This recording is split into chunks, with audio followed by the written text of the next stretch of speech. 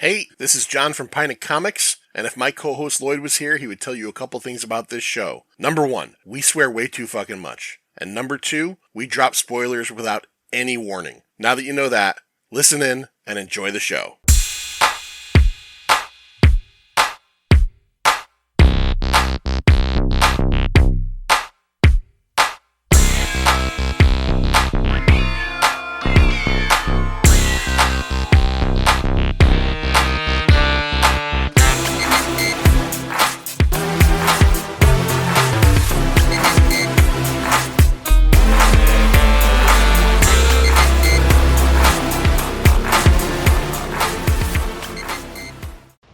I think I'll be running along.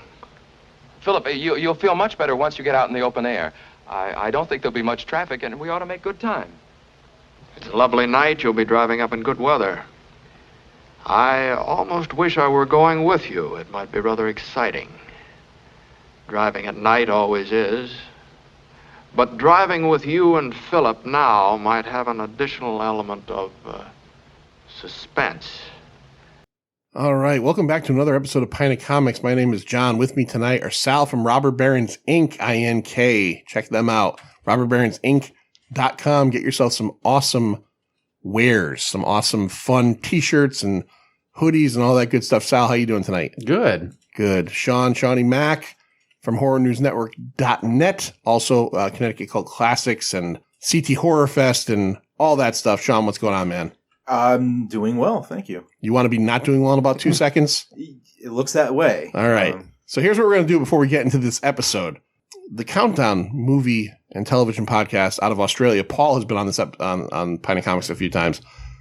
They did a thing called the Vegemite Challenge on their show. Now, I missed all that. All right. You film yourself doing it and send it over to them. But you know what? I had been curious about Vegemite for a while. So I said, you know what? I'm going to get a jar. Now, Sal, how big is that jar? Is that about 800 ounces? I have no idea. 12 ounces, 15 ounces? 6 ounces. 6 ounces. I don't know ounces by looking at a jar. 220 grams? Grams. Okay, we're talking about Australia. Now, Vegemite is a yeast extract, and it's very popular in Australia. It looks like straight up shit. So my wife Lindsay has prepared a couple pita chips with some Vegemite on it, and we're all going to eat the pita chip with the Vegemite and discuss that for a few minutes, and then we'll talk about Sean's choice of movie for this, the second to last ever Pint Movie Invitational episode. So, guys, you want to just chow down and get talking? Let's do it. All right. Sure. Jam them in there.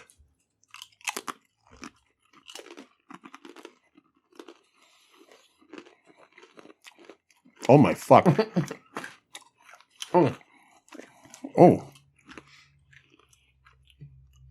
That's fucking weird. Yes. I don't know how I feel about Yeah. this. I was like, is it salty? No? Yeah. It's salty at the end. Is it plastic? Do you get like It's a burnt plastic. a kind of thing. man-made fucking thing going on here? Kind of like ground up tire. Wow. Definitely artificial. But it's not. That's so weird. I cannot swallow fast enough. That's disgusting. I'm sorry. Yeah, that's not... Okay.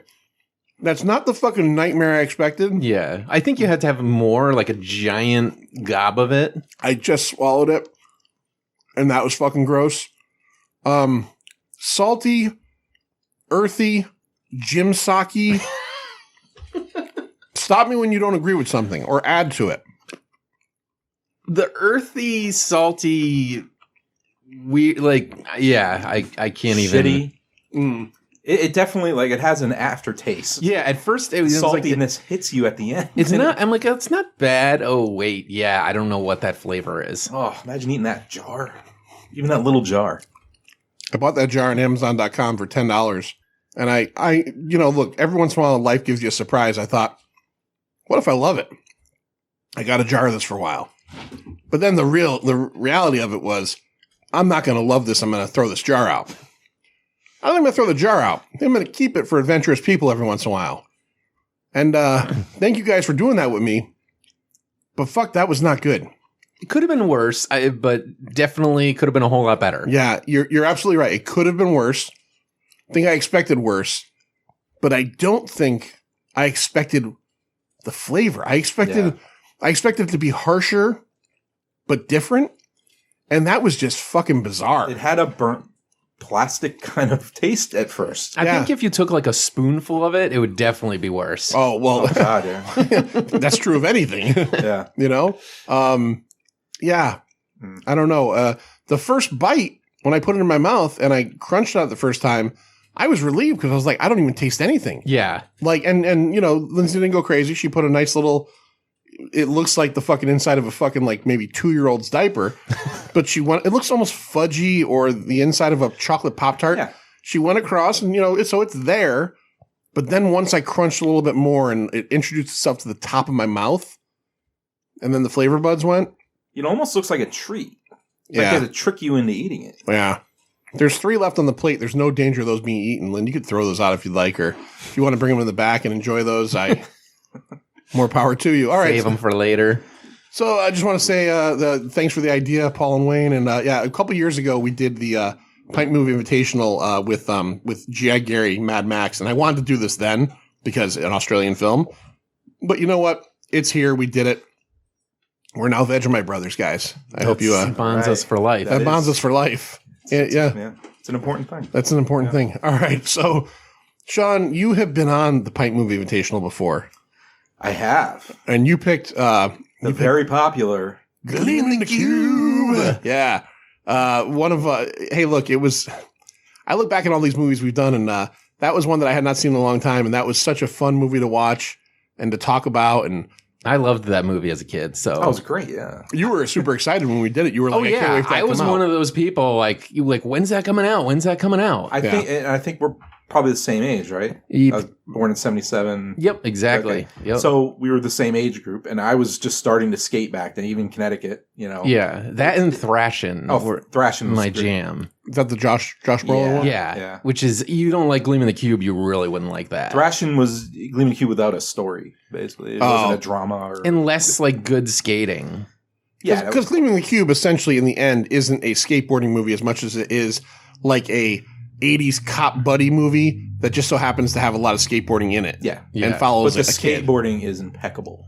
Yeah. In that film. Like, there's Tony Hawk, right? So there's Mike more McHale, serious, Tommy Guerrero, they're all serious skating in that one. Yeah. And what is Thrashing garbage skating? Thrashing has like a romance storyline mixed in with like gang stuff, mixed in with like old like downhill skateboarding. But it's almost like West Side Story almost, right? Like the girl from one group and he's from the other side of the tracks. Kind of thing. Classic wrong side of the tracks. Yeah, the romance angle of it is not good, but it's still got some classic stuff in it. Thrashing sounds like to me the kind of movie that our friends over at Vinegar Syndrome would like put out like a special 9-disc DVD or Blu-ray set of like 1 year. You know what I mean? I think I remember seeing it in one of their pictures. They did release it. It makes sense now because I think at one point they did Rad, which was the BMX one. Yeah. Okay. So you went fucking opposite fucking field for your second choice. I did. I went Oppo. You went Oppo. Yeah. What movie did you pick and why'd you pick it? I picked Alfred Hitchcock's Rope. And the reason why I picked it is, I mean, a lot of people have seen it, but it's not considered one of Hitchcock's class or greatest films, which is is debatable. But again, you think of Hitchcock, you think Psycho, you think North by Northwest, Strangers on a Train, Vertigo, Rear Window, The Birds, right? You know, people don't automatically think of Rope, and this is my favorite Hitchcock film.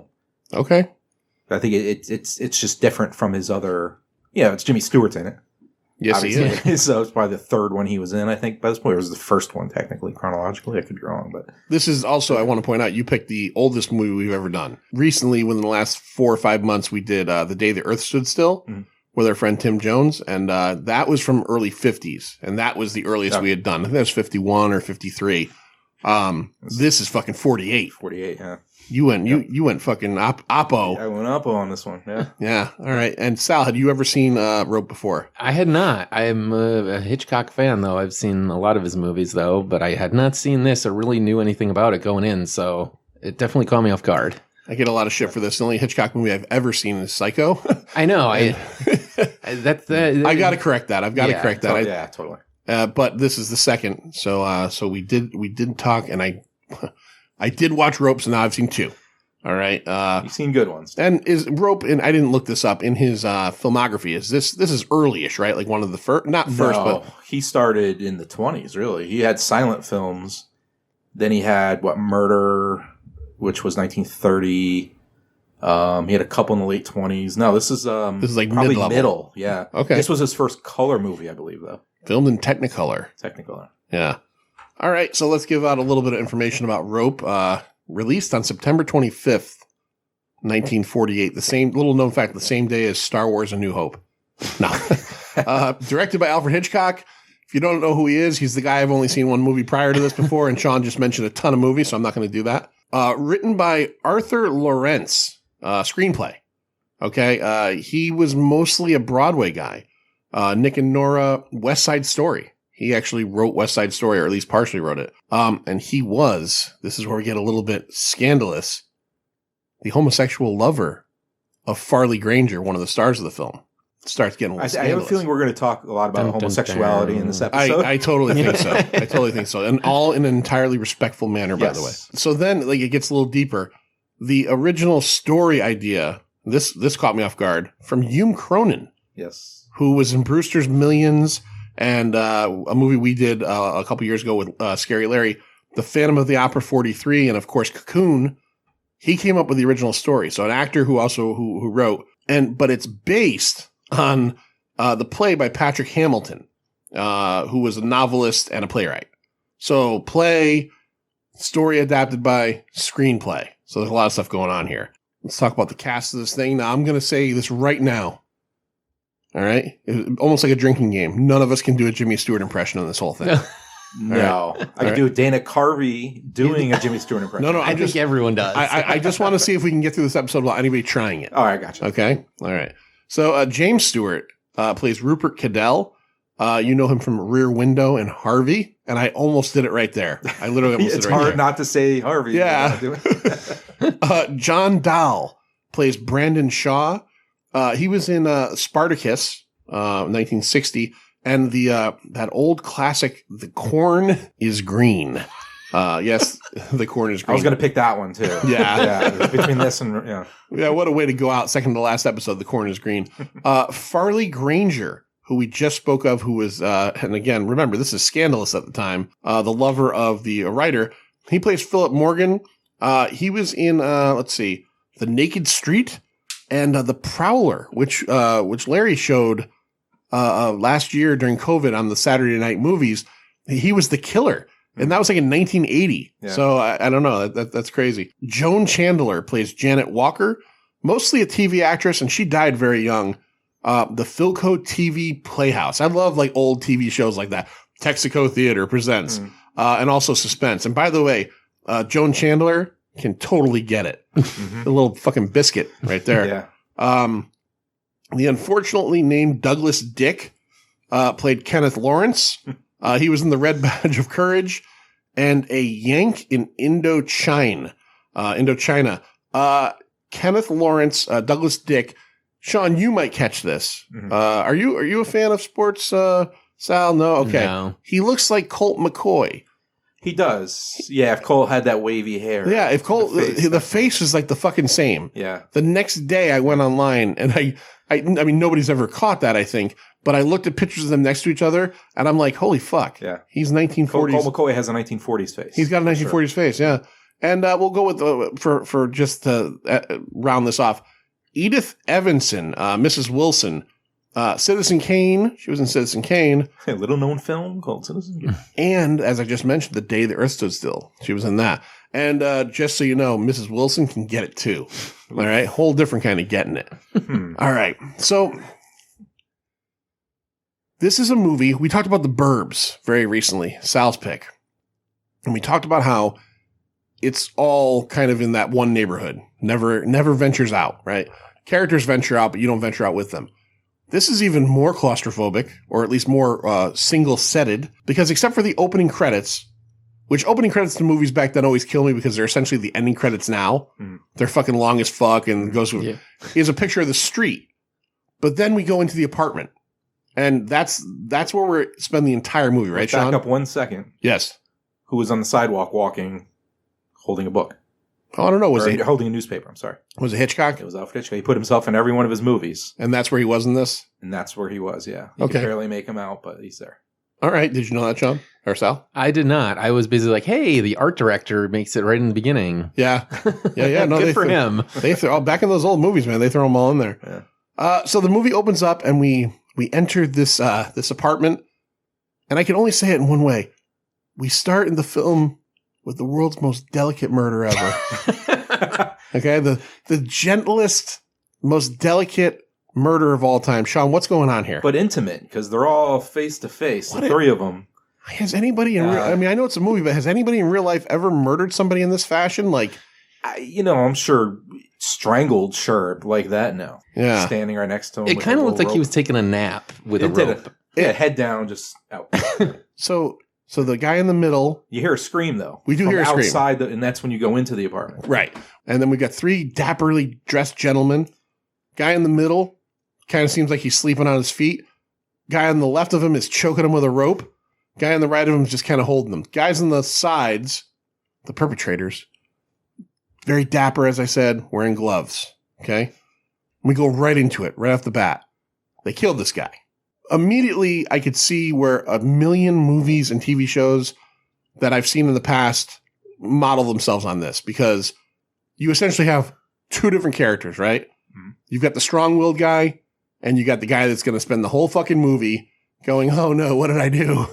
Right? Who's the strong-willed guy, Sean? That's Brandon. And Brandon is essentially the worst guy on earth, right? He's diabolical, for sure. The smarmiest guy you'll ever see. He's a smarmy fuck. Yeah. He's a know-it-all. And he's also...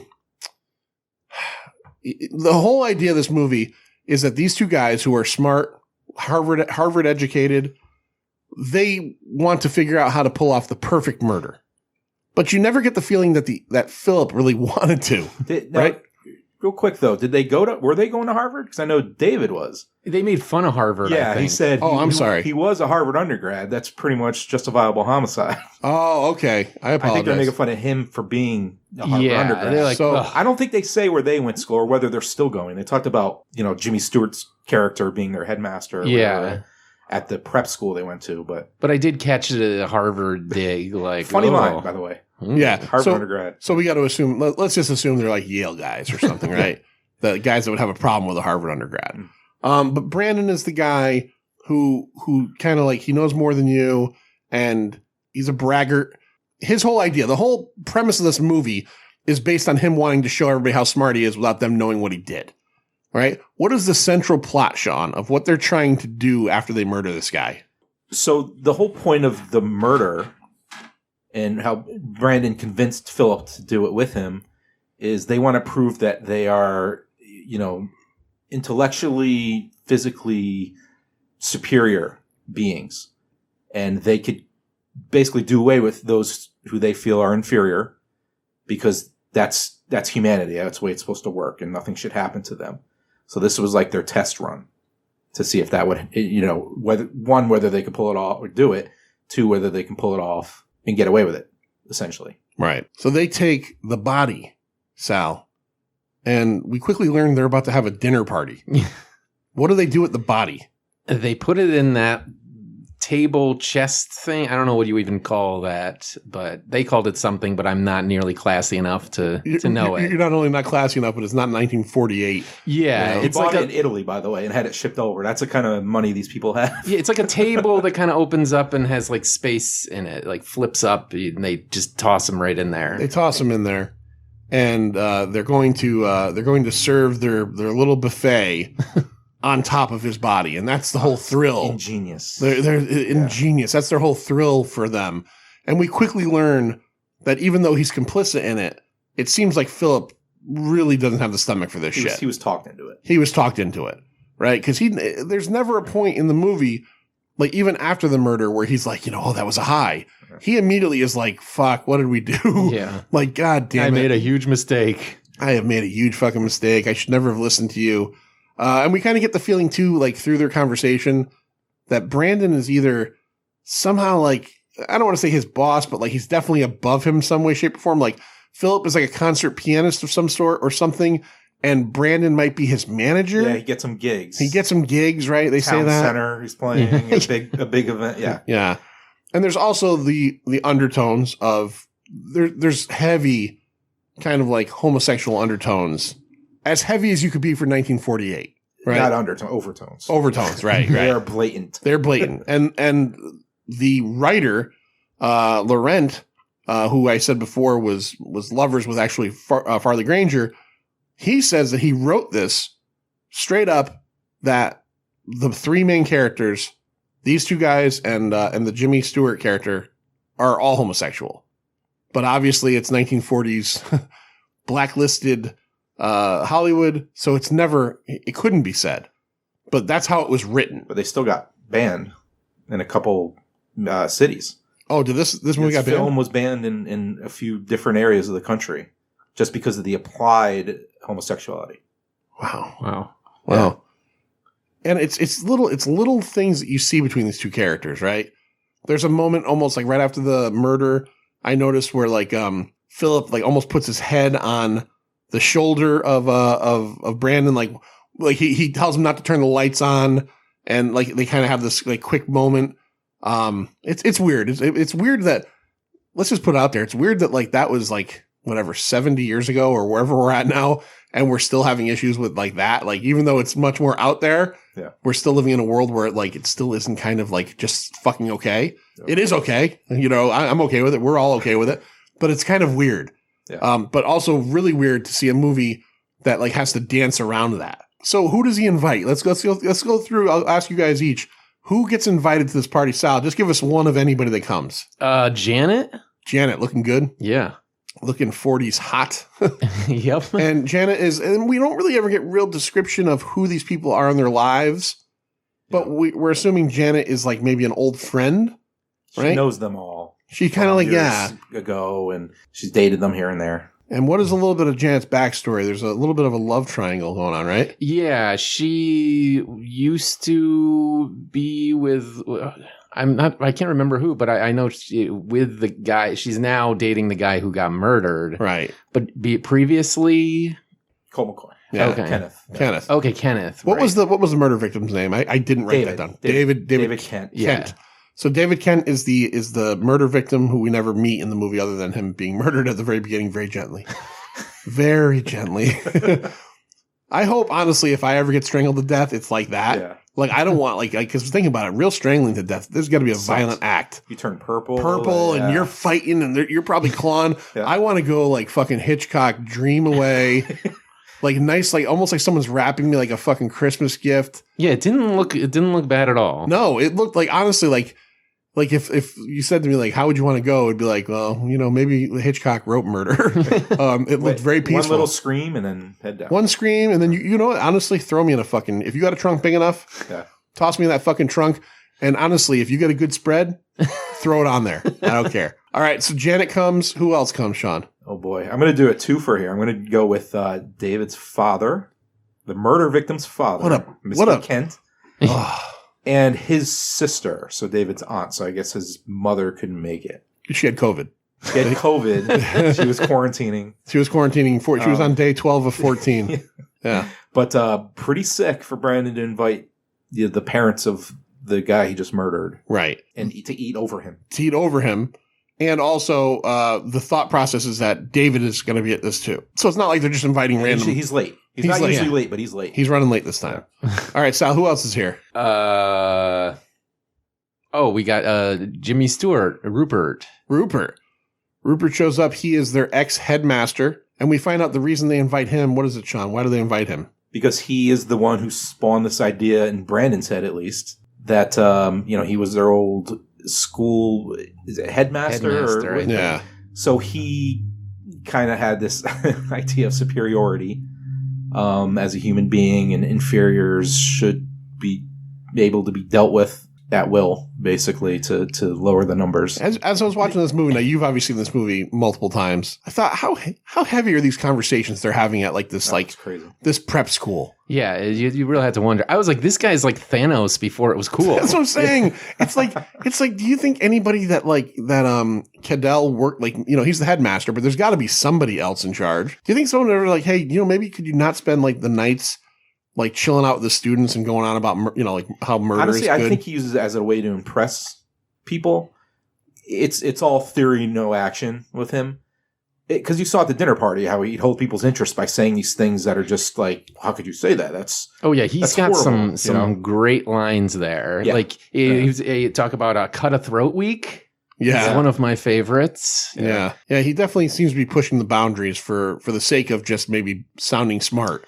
Yeah, but he never thought his words would be, you know, put or twisted the way they were. And he straight up, I mean, in the end of the movie, they straight up, or at least Brandon thinks that it was like almost like a call to arms, like, you know, like, I'm going to do what you said to do, even though that's not what he intended. And there's a whole thing at the end where he's like, I almost did a Jimmy fucking Stewart impersonation. And the funny thing is, in this movie, he's not like old school Jimmy Stewart. Yeah. He's very proper and everything. Yeah. But he's like, you know, my words were used against me, and you know what these guys did. Yeah, he kind of has second thoughts very quickly at the end. Yeah, he starts realizing, his words have consequences. He never really thought they did before. Now, Mrs. Wilson, Sal, she's not necessarily a guest; she's their housekeeper, but she's there as well.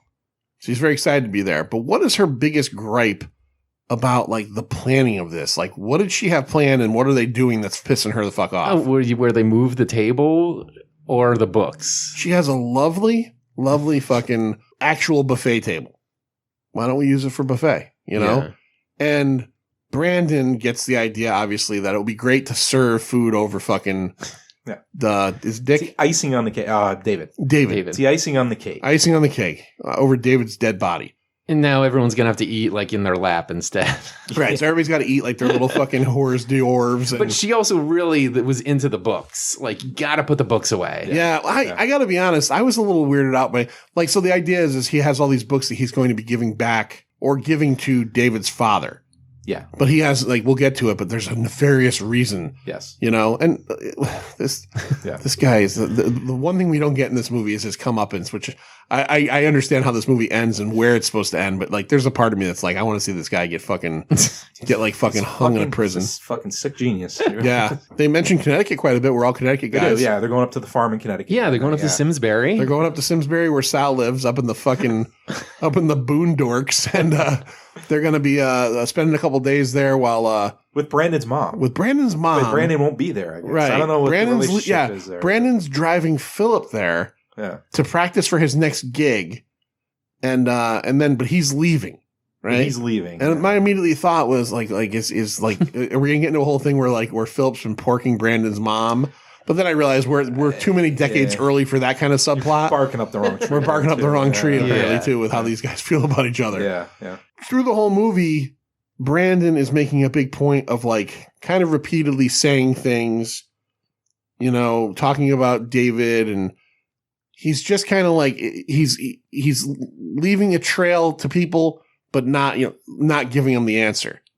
And Philip is becoming essentially more and more hysterical as the movie goes along. Yeah. I mean, the best line was when he wanted to put Kenneth and Janet together. Remember, she was in one room. He told Kenneth to go bring this drink to her. Right. And he's like, why? He's like, well, I just want you to go in that room with her. He's like, oh, so David could walk in. And I forgot what the line was, but it was brilliant. Yeah. He's like, I think that would scare all of us. Yeah. He's just playing games with everybody. Yeah. He's like, I don't think he's going to show up. Is this guy a psychopath or a sociopath? Sociopath. That's how I felt too, because psychopath isn't really controlled, right? Right. Sociopath are the scarier ones. Psychopath are scary because, like, fuck, I don't want to be around some fucking unhinged dude. Unpredictable. That's unpredictable. Yeah. But a sociopath is like fucking, like, we're sitting here right now and like Sal's like, I'm going to fucking murder both of you before the end of the night. Yeah. Yeah, with the biggest shit-eating grin, like, the entire time. You're like, he made me eat fucking Vegemite. He's not going to get through the night. Vegemite, no night. So Brandon is just he's very fucking much about like pulling this whole thing off. This whole party seems weird. Like what was did they ever say what the reason for the party was? Yeah, it was one it was I think for Philip, right? Because he was going away to practice To the farm. So it was like a going away thing, but also it was for David. Right, something with David. That's why he invited David's parents. And also the books to give, and then the first edition books of whatever they don't say. I don't think what they are. And it's weird because even Miss Wilson doesn't know exactly what the purpose is because she said, why do we have the champagne glasses out? Or we're serving champagne? Oh, I didn't realize it was that kind of party. Yeah, and they're like, oh, champagne. Oh, I should put my pearls on. Yeah. I'm gonna stick my dick in the mashed potatoes. If this is gonna be that kind of party, I'm gonna stick my dick in the mashed potatoes. Hour and 20 minutes, by the way. All right. Yeah. So this is a short movie. One spot, hour and 20 minutes. I want to bring this up because I thought this was a pretty interesting factoid. Do you guys know what hold on, pardon me. Magic of editing. Watch this, Sal. When you listen to this, you'll never even know. Do you know what a cyclorama is? Do you guys know what a cyclorama is? Is it the background? It is a background. And it's what we see outside of their windows. It like moves. It moves constantly in this movie. And at the time, I don't know if at the time or if it was all time, the largest cyclorama ever used on an indoor soundstage. Different points in the movie, you see different things light up. Like different buildings light up. You see the sun go up and kind of come down. It's pretty cool. There was 8 individual glass spun clouds that were outside that were not part of the cyclorama. They were like separate that they move and shift around. So like that's a whole nother level to look at in this movie. It's kind of like what's going on outside. So cool. Now, it starts in the daytime. It starts in the daytime. Darker, progressively darker. Yeah, I think they have one of these maybe at Universal Studios. I don't even know if the Hitchcock thing is still there, but they used to have a whole Hitchcock exhibit, and they had some similar types of things. They might have had one of those there. Okay. As the movie shifts into nighttime and the neon signs outside, because this is in New York City, the neon signs start to pop up. That there's a couple moments where you're almost like thinking, do they live next to a Kenny Rogers Roasters? Yeah, because of the sign. the red sign. Yep. And then I'm thinking all about the Seinfeld episode. I'm like, they live next to a Kenny Rogers fucking Roasters. Yeah, with the red and the green, which is a very like Hitchcock thing of the colors of the lights and everything. Going way back to the beginning, you see when we enter the apartment, they're only going up like, they only show you 2, 3, 4 floors. Yeah. When you're in the apartment, they're in a high rise. It does like seem 20, 30 floors up. It does look like a small building. And then, yeah, you're right. It does seem but like it's a penthouse too, because you could see the way the window is there. Yeah. They're at the top of the building. Yeah, they like close the blinds. We don't want them to see us when like there's no one even close to them. The neon S's. We don't want the bird. We don't want the people eating at the Kenny Rogers Roasters. Fucking eating their quarter barbecue chicken with a side of mac and cheese. Kenny Rogers Roasters, pretty good. It was awesome. Pretty fucking good. There was fast one in food place. Southington. Yeah, Meriden for me. Yeah. Yep. Never had it. Never had it. No. Are you a fan of Boston Market? I was when I was a kid. I mean, there was one in town, and I definitely was a fan of it. Kind of like the less classy Boston Market. Like Boston Market, I'm not saying Boston Market's classy, but like Kenny Rogers Roasters might have been maybe a little bit more fast foody, right? Yeah. Is what I mean. Yeah. Okay. But pretty fucking good. It was good. And obviously they wrote a whole fucking Seinfeld episode that revolved around it. Yeah. Died shortly after that episode, though. It did. You got to wonder, did they fucking kill it? Did they kill it gently? Like our two guys here killed fucking Dave. I only knew you through Moochie. Great episode. You wouldn't eat broccoli if it was deep fried and covered in chocolate. That is a great episode. Brandon's subtle bragging about what he did.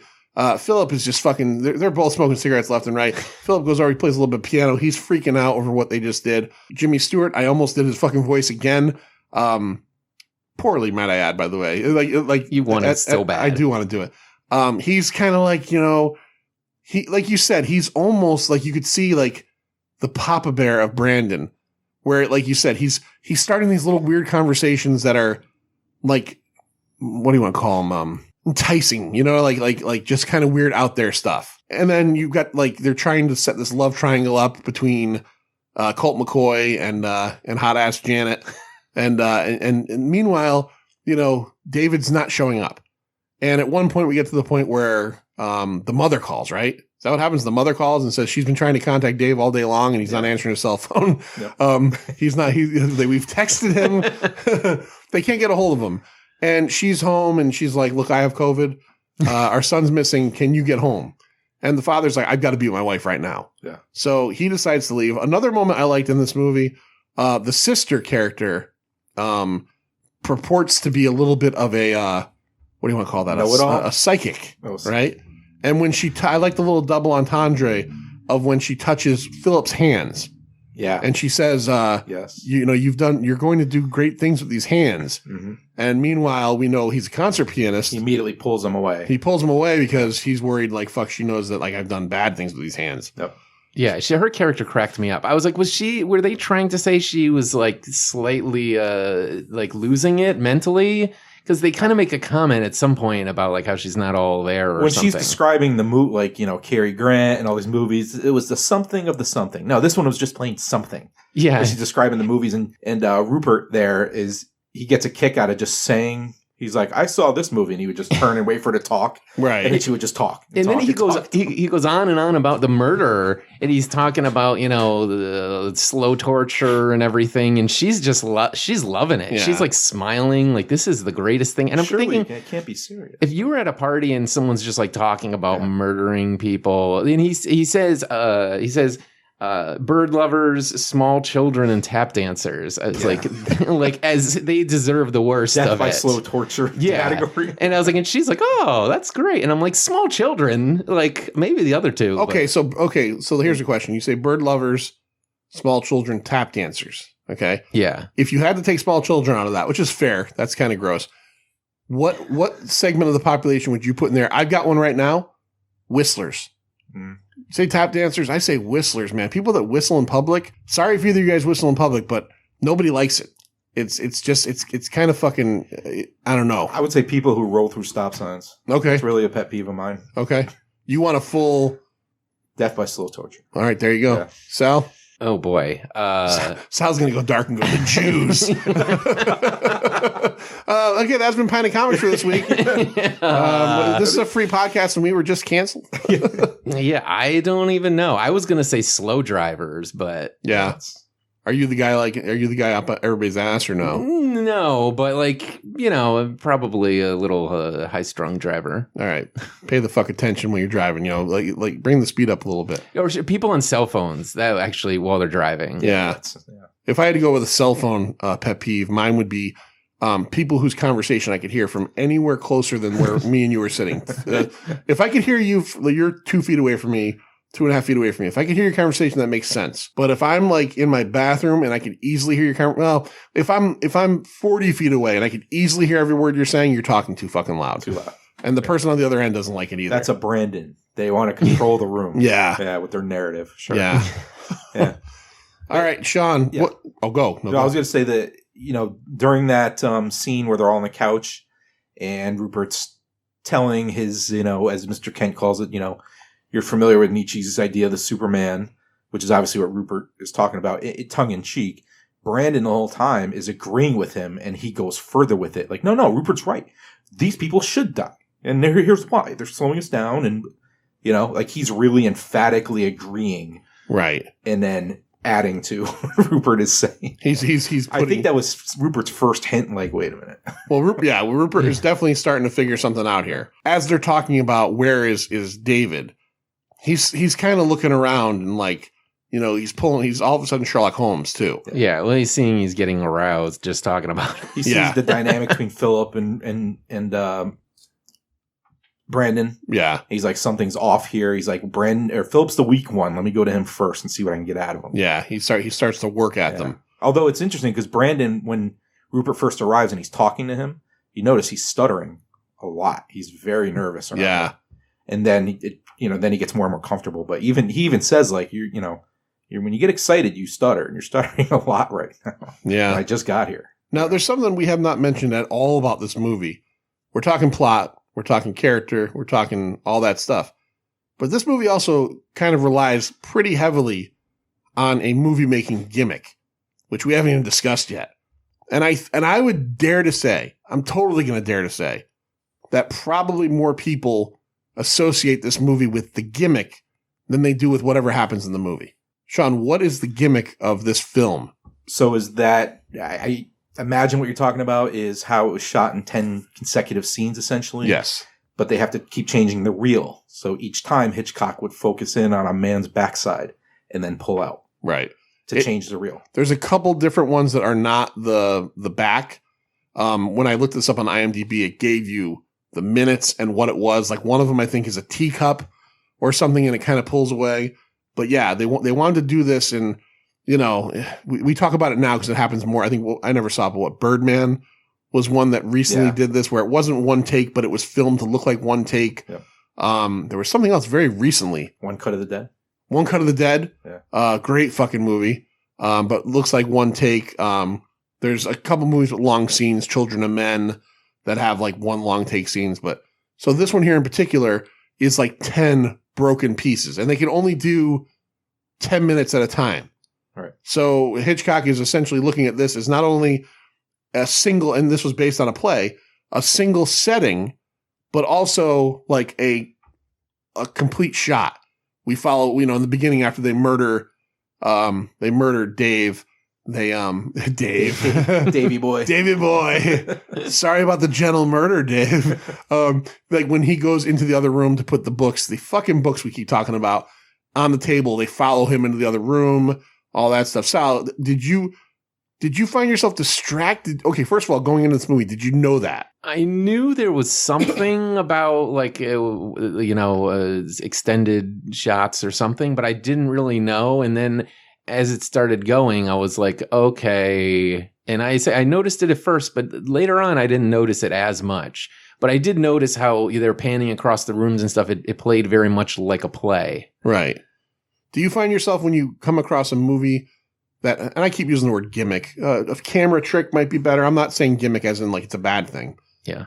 But when you do see a movie like that, One Cut of the Dead or something I'm sure that you've seen, do you find yourself more paying attention to that aspect of the film and not really paying attention to the plot? Or do you find yourself like, you can do both? Yeah, I did in the beginning. I was paying attention to it a little more after they zoomed in on the first back, and I was like, oh, okay, I see what's going on here, kind of. But then as it went on, I really didn't pay much attention to it at all. I feel like if it, I don't want to say if it works, but like if there's other stuff going on that I'm paying attention to focus on, I'm like more likely to pay attention to that if it holds my attention. Apparently there was some really incredible crew work on this as well. Sean, right? They had to move stuff out of the way. The walls and stuff. Yeah. So the camera can go back and forth. I did notice like a couple spots, it's like, oh, the room got like brighter. So it's like, I didn't realize that. I did read afterwards where they said they had moved some of the walls. And I was like, oh, that makes sense. And then supposedly something fell on one of the crew members' feet. They ran over one of the crew members' feet with so I wonder how in depth it is. But they said they ran over one of the crew members' feet with the camera dolly, I guess, and broke his toes. Yeah. And then they said someone gagged him and dragged him into the... Like, that's hardcore. But they kept the shot. They kept the shot. But, like, man, like, it's 1948. You're probably working, like, for fucking, like, I don't know, $1. You probably got $1, a sack lunch, and a couple cigarettes to work on this movie.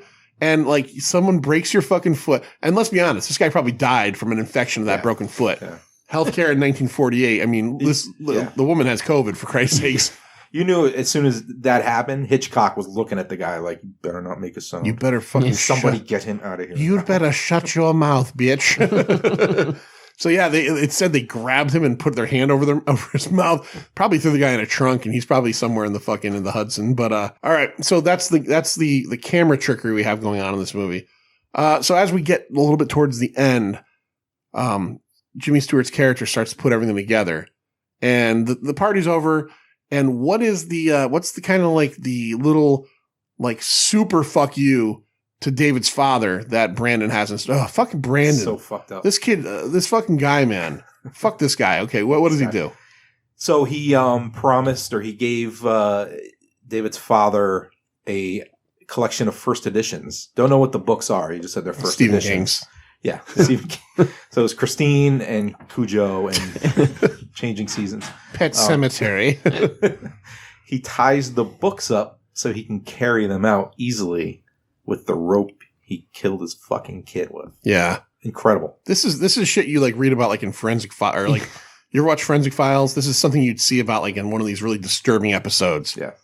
You know? So he goes and he's going to go home to his wife, and he has no clue that he's now holding the murder weapon to his son's murder. And they get rid of everybody else. Mrs. Wilson, come back tomorrow. You got to clean up. You know, and she's like, fuck, I thought I was off tomorrow. It's fucking Thursday. Thursday's my fucking day off. Ain't happening. And as everybody's leaving and they get Rupert to leave, what gives him a real tip, Sal? Mrs. Wilson gives him the wrong hat, and inside just happened the hat has DK or what? Yeah, DK, I think, were the initials. Imagine living in a time where all your clothes were monogrammed. You know, like honestly, like wearing fedoras everywhere. Like, wearing fedoras everywhere. Yeah. Like this whole movie would be different if she handed him a different hat and there was no monogram. He would just be like, oh, I almost did it. It's a gentleman's hat. It's a gentleman's hat. It's all mine. the same hat too. That's why you have to have it monogrammed, because they're all gray. Yeah, they're all gray or some shade of blue. Yeah. Yeah. Imagine living in a time where if you flew on an airplane, you had to get fucking dressed to the nines.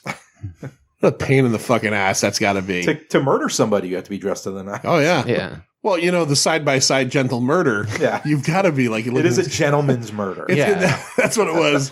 That's what it was. It was a gentleman's murder. All right. So everybody leaves, and they start talking about how they're going to pack up, and what are they going to do with the body? They say what they're going to do with the body? They called for the car, and they're going to somehow get it down there. Because earlier in the movie, didn't they say he'll be at the bottom of a lake somewhere? Yeah, they were going to move. I don't know if they're moving the whole trunk or just his body. Because Philip even said, we'll be seen. He's like, no one's going to see us. Right. Well, like, oh, not at night. It's like, it's dark, so therefore you're not going to see us. But if we did during the day. Yeah. And look, we're 50 years before DNA became a thing, like in terms of like, you know, DNA evidence. These guys, like their fingerprints aren't any kind of fucking, these guys would have gotten away with it. They need like a car to back out of the garage and like dump the body and jam it in the garbage can. Where's Courtney Gaines when you need him? He's certainly not fucking putting up with you asking him Sean asking him to fucking say throw shit on my house, please. No. You sicken me.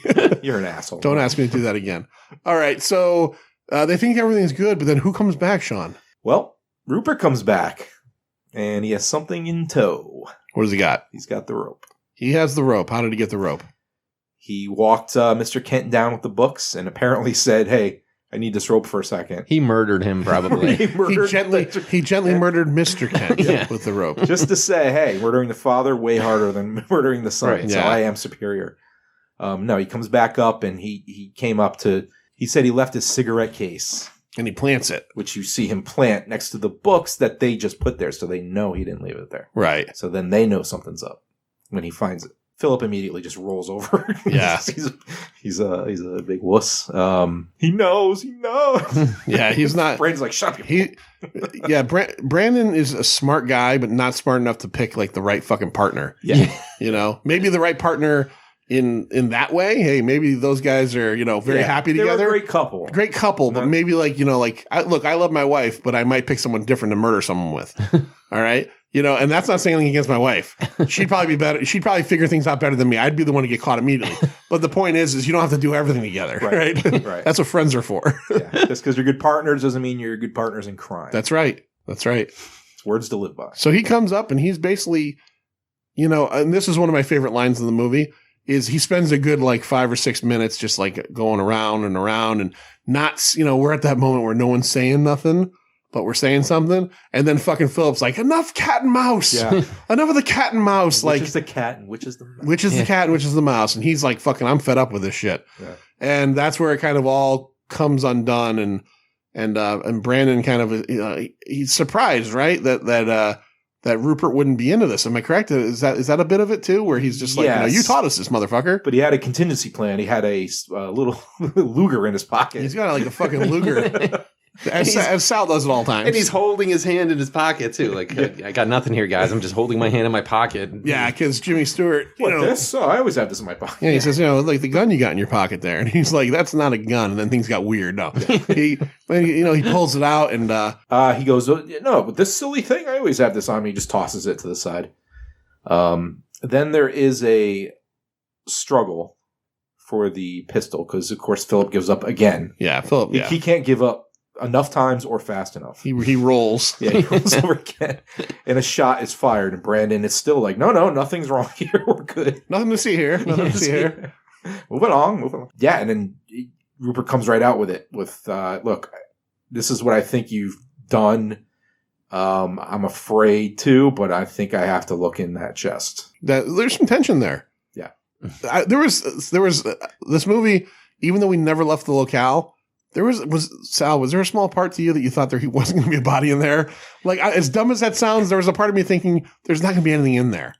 Even though we never moved away from them. I was waiting for like the other shoe to drop in, like, you know, like, which happens in a lot of Hitchcock movies. There's kind of like, I don't want to say like a twist, but there's like a different take on it than you see coming. Right. Kind of. And not always at the end, but sometimes it's like sooner. And I was like, or I thought, are they gonna? Is Rupert gonna kill one of these guys or something? Is he gonna be like almost where it started? And we do know that Hitchcock was heavily influenced by Shyamalan, so you got to expect those twists. Honestly, I was just going to say only the first couple movies. I was going to say he opens it up and like we find out at that point that Dave's a werewolf and he's never been dead. He just turned to a werewolf in there, and he comes out and he rips everybody's throats out and leaves. Or there was that story about the person who was hiding in there. It's like a practical joke. Like earlier, one of they were telling about Brandon's story or something, and I was like, oh, is the guy going to be like, hey, it was all a joke, guys? Because I mean, he didn't really look that strangled in the beginning. No, we didn't touch on that, but that was a story they were telling where a girl thought she would surprise somebody by getting in the chest, but it was spring locked. Yeah, and she couldn't get out, and they found her 50 years later, her skeleton in there. It was kind of crazy foreshadowing, even though you already knew who was in there. Yeah. So they pop it open. Rupert pops it open, and there is a body in there, and he's just deflated. I like this bit of the movie quite a bit because as much as he comes across during the party as kind of like this, like kind of, I don't want to say, kind of smarmy, smarter than you, like playing with people. He's like literally like fucking fuck. Yeah. Like these two fucking idiots actually listen to my dumb words. Yeah. And fucking felt responsible a little bit. And he feels responsible. And he's afraid. He's afraid, and he's literally like saying out loud, like, I should have never fucking, done that. I should never have like talked that way. I should never have shared my ideals with you because, you obviously couldn't handle it. He picks up the gun and he makes it pretty clear, you're not sure what he's going to do with the gun right away. Sal, do you think he was going to fucking pop him at all? I thought he was going to pop him at first. I was expecting something maybe. Yeah.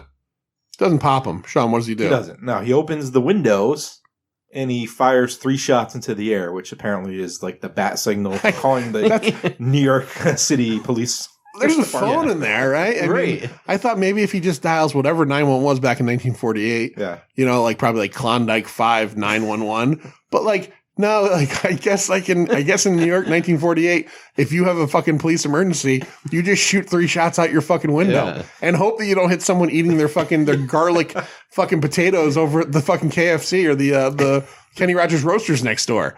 And then we just get this. Well, it's also funny that there was a shot earlier into the floor in the apartment. Yeah. And no one thought, that didn't arouse people, I guess, to call. 1948 is still like as in time wise, like, so like, let's say for us now, like 60 years ago was like the fucking 60s and all that stuff. And 1948 for them time wise was closer to the Wild West. Yeah. So they're still maybe just getting used to not shooting everything. Like, we can't do that anymore. Right. But like, you know what? I still want to once in a while. If it was now, when they shot, be like, hey, shut up there. Hey, keep it down. What the fuck are you doing up there with your fucking guns? Yeah. You're always shooting out the windows. Mm-hmm. So we get the really cool moment at the end where you kind of start hearing the sirens, I believe.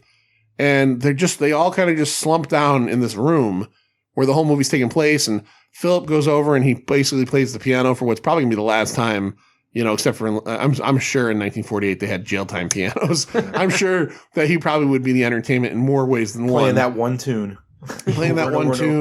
And Rupert's all dejected because he basically birthed this fucking sociopath, and then Brandon's just like, fuck, my genius is gonna go to waste. Don't get to go to Connecticut tonight. I love Connecticut. They got fucking Ted Steam cheeseburgers up there. I love that place.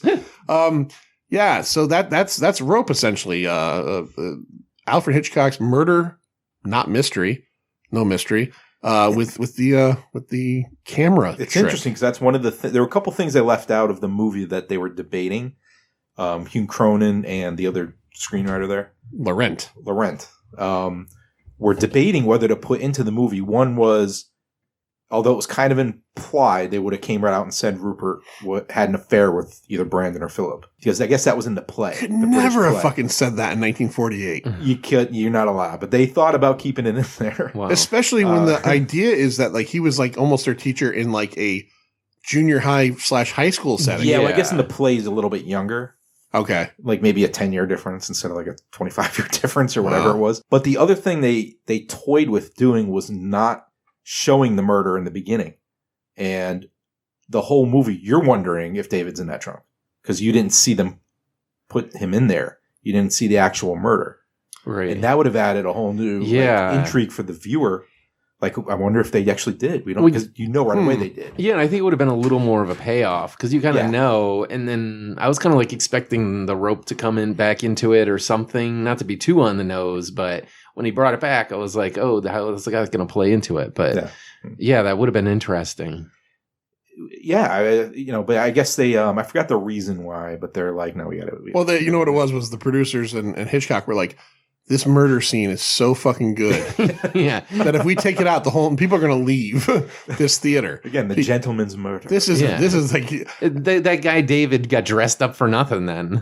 he really did. Yeah. He really did. He never even got to see Joan naked the last time. Yeah. You know? Oh, she was wearing a full bodysuit, sleeves Yeah. down to her, their fingernails. That's how they did it back Everything. then, Sean. Totally. Those yeah. big shoulder how they things did it back like then. sticking up. When they had sex, they had to do it. He had to do it through his underwear hole. And he had to pull her panties to the side.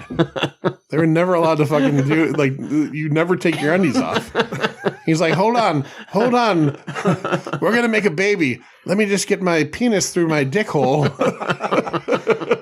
Right, you're not doing anything for 10 seconds. We can do this. You've got about 10 seconds to accept my seed. And she was wearing those like puffy pantaloon things that you wear under a dress. She was cute, though. She was cute. Probably Yeah. worth the wait. It is amazing that like Kenneth is psyched. it is amazing that there was like a whole generation of kids born after that era, because like, it seems so proper, but I guess people fuck like then like they do now, I guess.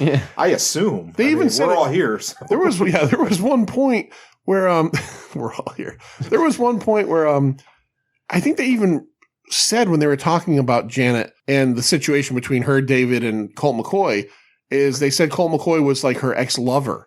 And I was even surprised that they used the word lover. Yeah. Like usually like it's like, that was her fella, or that was her betrothed, but it's like lovers is like a whole nother. Lovers is like they're porking. They Caller. did it. Yeah, He used to be my gentleman caller. exactly. Yeah, I courted with him for a fortnight. No, like they used to fuck. Those two, they fucked all the time. It's interesting, though. She went from Brandon, Yeah, who's gay, to Kenneth, to David. Was Brandon her like boyfriend? Brandon at one point? was, because he even said, like, oh, you went from me, and then it's hard to keep up who you're with. Because You're right. after me, it was Kenneth. Yeah, well, and that's now what I was it's wondering David. when you asked me earlier. I was like, wait, couldn't have been one of them. I think right. they threw that in just so they Apparently. can get the movie put out in this country. Yeah, See? that was his smarmy way of calling her a slut too. Like, Yeah, totally. it's hard to keep track of you fucking whore. you just jump around. I hope David's father's not too busy tonight. His wife's got COVID. All right, so that was Rope, 1948. This is an episode, Sean. You bring them because I had several people that were excited, Sal included, about Gleaming the Cube.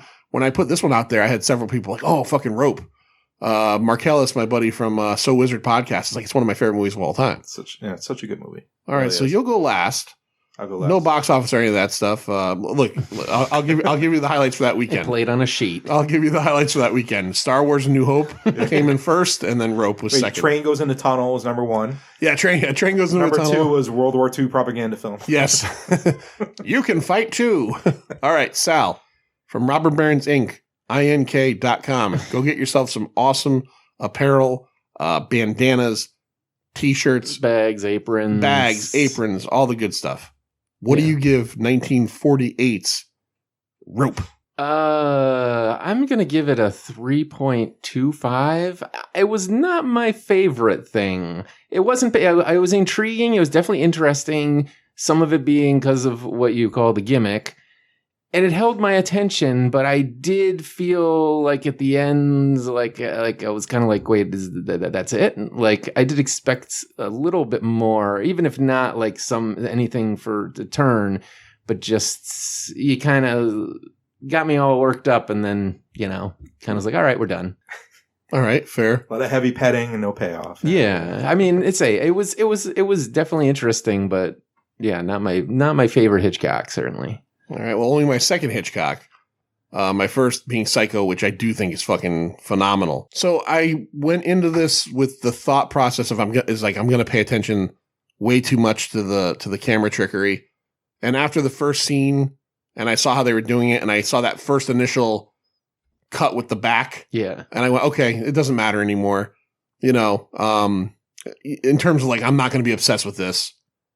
Story-wise, it's good, but I think I'm along the same lines as you. I think it's a fairly strong movie, but I'm gonna repeat what I said in the last episode.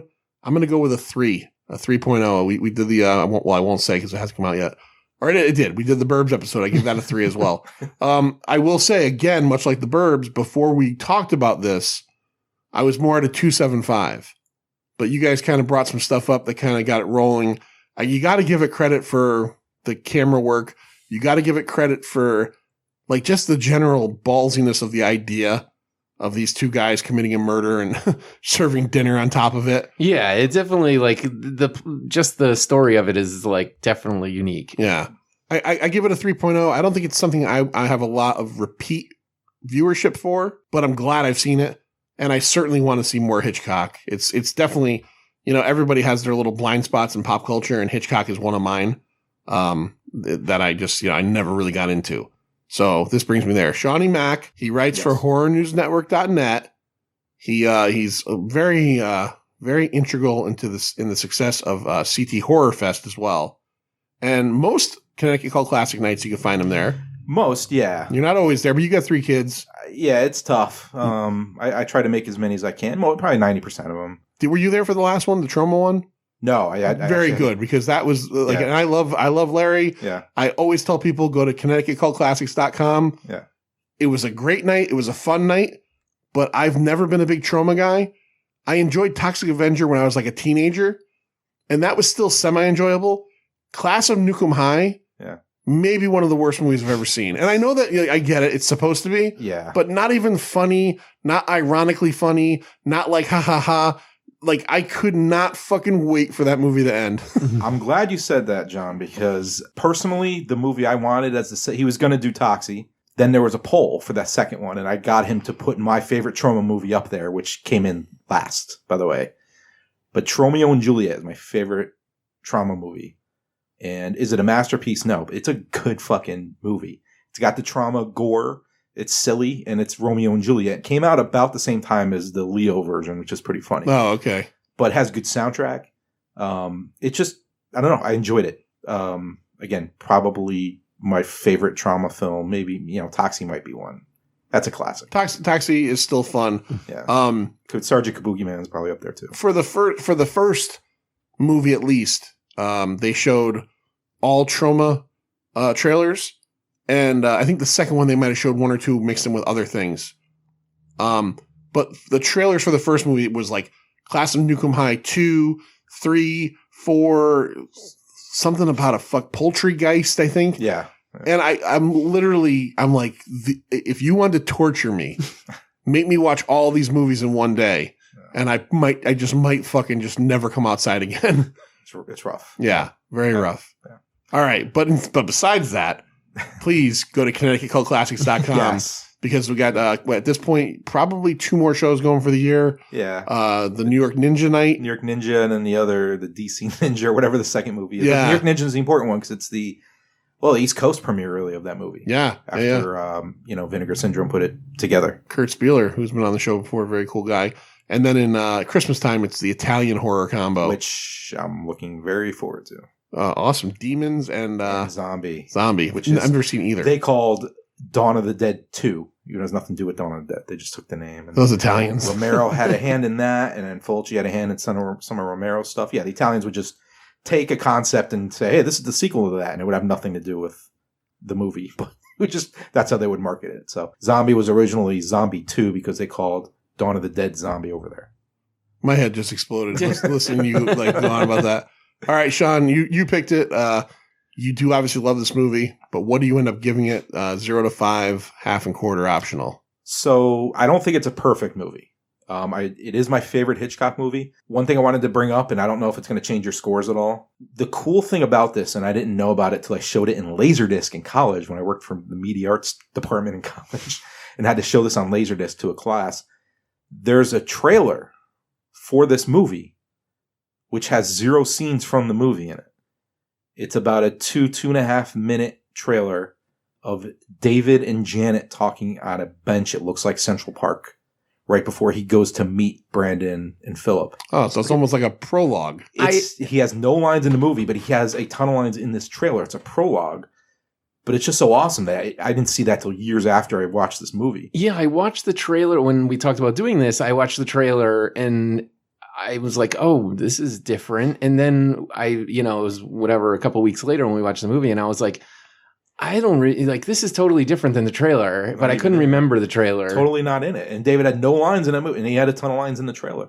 It's just really interesting to me. I've seen no other trailer like that for a film. And it really added something to me. Because of that, I'm bumping it up a quarter point. I'm going to give it a 4.25. Oof. Hits the 4.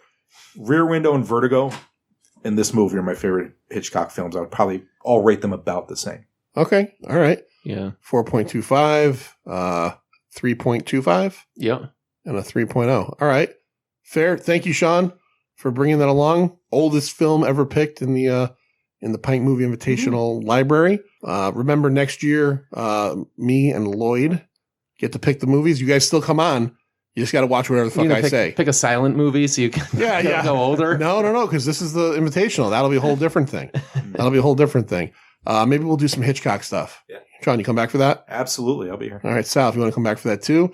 And maybe we'll do another episode on Gleaming the Cube because you loved it so much. The Cube. Thrashing. You want to do Thrashing? All right. We'll do Thrashing. Mix it up, yeah. We'll do Thrashing. All right. So you can find us Pint of Comics at Pint of Comics on Twitter, Pint of Comics on Facebook, Pint_O_comics